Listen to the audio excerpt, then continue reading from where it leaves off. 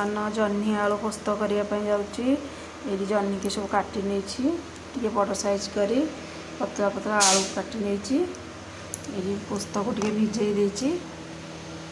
बर्तमान ए पोस्त को बाटी मसला करी आम राग टे खाऊनी से गोटे लंका दे 4 कुला खंडे रसुण दे गोटे पियाज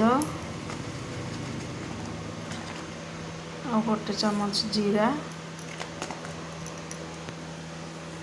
ये भिजे कर रखी थी पुस्त को दे दूची। या बर्तमान ग्राइंडिंग करने ये देखु बर्तमान मु जह्नी जो पुस्त मसला रेडी कर ग्राइंडिंग कर देखु। ये बर्तमान किसी तेल दे दूची। तेल देखो ताती गला मोर ये बर्तमान मु आलू को देदेवी किसी समय आलूटा को भी 3 मिनट भाजी नेबी टे देखो ये मोर आलू पूरा भाजी जाइए लाल लाल है। तापर बर्तमान जह्नी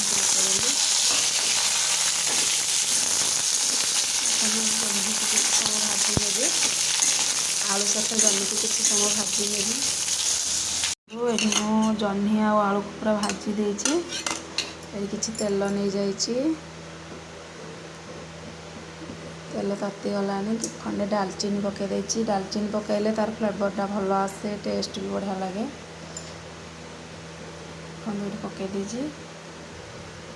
हलदी गुंड दे बर्तमान जो बाटी कर रखी थी पुष्प पूरा दे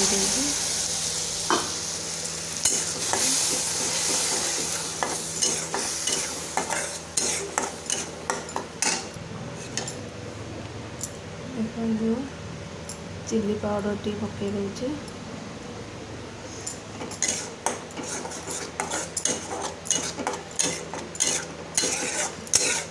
किसी समय कषि ने ये जह्नी को देवा। देखो मोर पोस्त भाजी गला पूरा कषि हो जाए। बर्तमान मुझे जह्नी आलू जो भाजी कर रखी थी पकई दूचे।